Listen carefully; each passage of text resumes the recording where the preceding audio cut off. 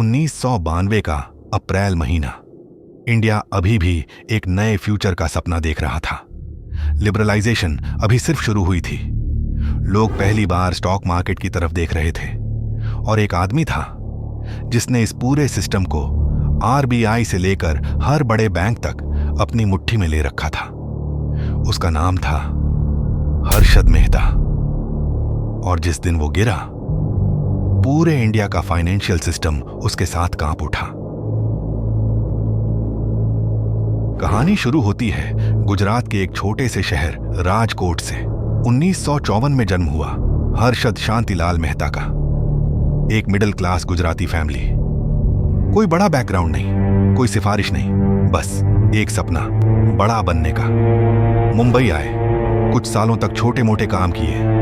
पान की दुकान में काम किया, सीमेंट बेचा, डायमंड्स बेचे, लेकिन उनका दिल किसी और जगह था, दलाल स्ट्रीट।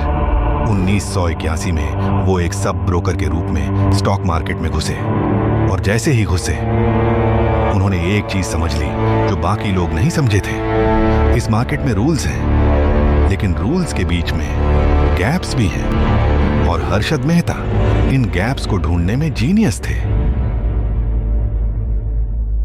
1986 तक आते आते हर्षद मेहता एक जाना माना नाम बन चुके थे दलाल स्ट्रीट पर। उनका टच जो भी स्टॉक को लगता वो ऊपर जाता। लोग उन्हें बिग बुल कहने लगे। लेकिन यह सक्सेस सिर्फ टैलेंट से नहीं आई थी। हर्षद एक मास्टर प्लान चला रहे थे और इस प्लान का नाम था रेडी फॉरवर्ड डील। उस जमाने में बैंक्स को अपना सरप्लस पैसा दूसरे बैंक्स को शॉर्ट टर्म के लिए देना होता था। इसको कहते थे इंटर बैंक ट्रांजैक्शंस। ये डील्स होती थीं गवर्नमेंट सिक्योरिटीज के अगेंस्ट, मतलब गवर्नमेंट बॉन्ड्स। सिंपल सिस्टम था, सेफ सिस्टम था, लेकिन हर्षद मेहता के लिए यह एक ओपन डोर था वॉल्ट के अंदर जाने का। उन्होंने बैंक्स को कन्विंस किया कि वो उनके लिए बॉन्ड्स को सेफ कस्टडी में रखेंगे। बैंक पैसा देता हर्षद को, हर्षद एक बैंक रिसीट दे देता, एक फेक कागज, और वो पैसा स्टॉक मार्केट में लगा देता। और क्योंकि वो बड़ा पैसा लगा रहे थे, स्टॉक्स ऊपर जाते थे, लोग और इन्वेस्ट करते, हर्षद को और प्रॉफिट होता। ये एक dangerous, beautiful, ticking time bomb cycle था। 1991 से 92 तक हर्षद मेहता ने BSE सेंसेक्स को 1000 से उठाकर 4500 तक पहुंचा दिया, सिर्फ एक आदमी के मैनिपुलेशन से। उनके पास वर्ली में एक सी फेसिंग पेंट हाउस था, 15,000 square feet, swimming pool, billiard room और इंडिया की पहली टोयोटा लेक्सस पर्सनली इंपोर्टेड। वो इंडिया के पहले सेलिब्रिटी ब्रोकर थे और इंडिया उन्हें प्यार करता था। लेकिन हर बबल एक दिन फटता जरूर है, और इस बबल को फोड़ा एक जर्नलिस्ट ने। उसका नाम था सुचेता दलाल, टाइम्स ऑफ इंडिया की रिपोर्टर। 23 अप्रैल 1992 एक आर्टिकल पब्लिश हुआ, छोटा सा आर्टिकल, लेकिन जैसे किसी ने पूरी दुनिया के नीचे से जमीन खींच ली हो।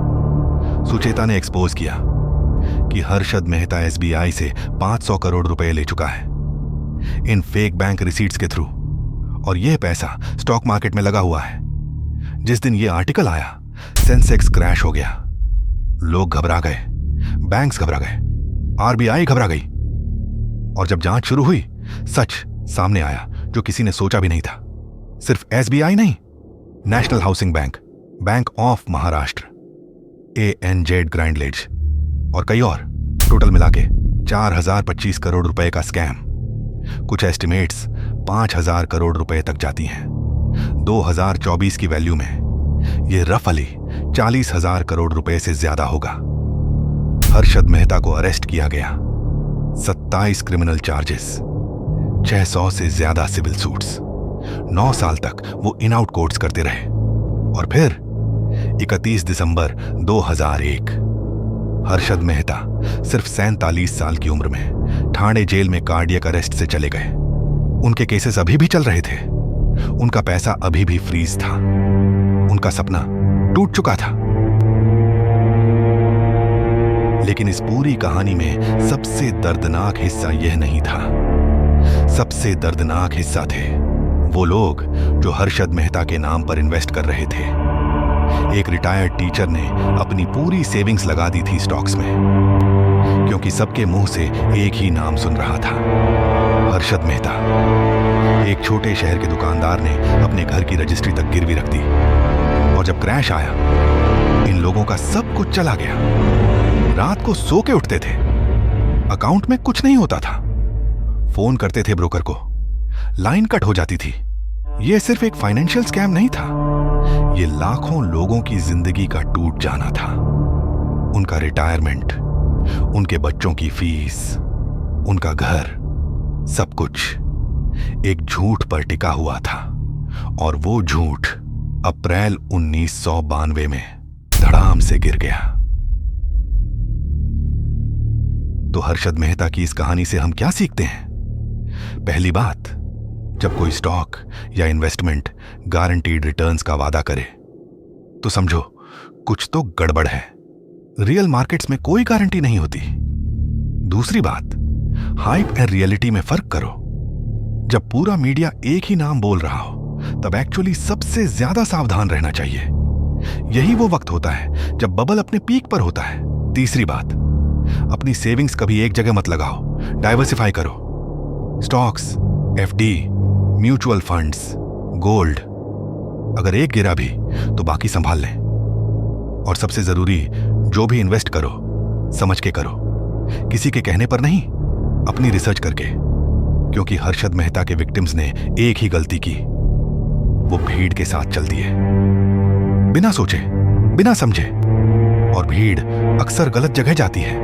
ये थी हर्षद मेहता की कहानी। एक आदमी जो जीनियस भी था, क्रिमिनल भी, हीरो भी था कुछ लोगों के लिए, विलन भी।